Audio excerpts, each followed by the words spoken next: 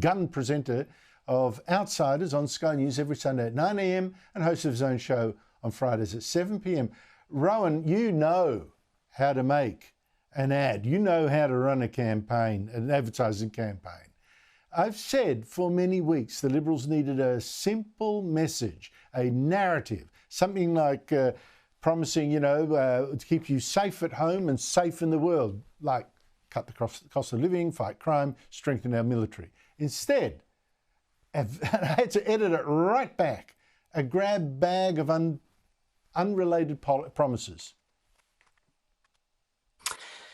Yeah, Andrew, and the problem was, you're absolutely right.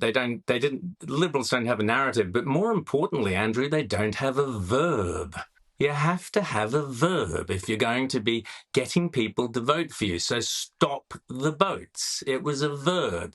You had scrap the carbon tax. It was a verb. Both those verbs were actions that had to be done. And more importantly, they were actions from an ideological point of view. So you could only stop the boats or scrap the carbon tax if you were on the Liberal coalition side of politics, because the left, the Labour and the Greens, are ideologically opposed to those positions.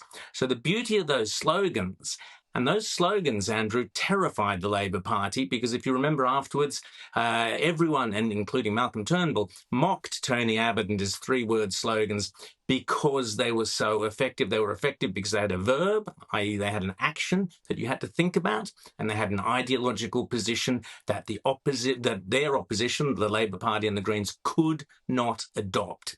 Now, I've said all along that, and same with Say No to the Voice, it was the same thing, a strong action, say no, with an ideological position that Labour could not adopt. There's no way the left or Labour could have ever said say no to the voice. So you've got yourself a unique position. You have to have a unique selling proposition with a strong verb. And that's what this campaign, this Liberal campaign, has completely failed to do. I don't know what back on track even means, but more importantly, anybody can say back on track, because it doesn't have an ideological position and it doesn't have an action.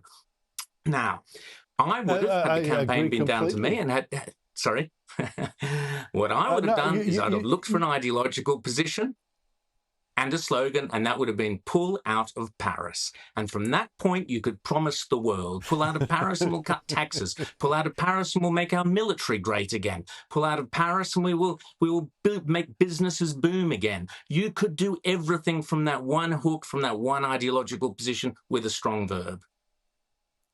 I would say something else about that, Rowan. I always have maintained that it is your enemies that will advertise your virtues louder than your friends will. And the Labour Party did that to Tony Abbott. They said, how can you stop the boats? You can't stop the boats. It's outrageous. It's inhuman. It's terrible. 100%. It's awful. Axe the carbon tax. They kept going at it. And every time they did it, a lot of Australians would have been thinking, why can't you stop the boats? Why don't we axe the carbon tax, right? But the Labour Party now have frightened the Liberals. Well, the Liberals are too scared now. If they get criticised, oh no, we're not going to do that. This is the difference.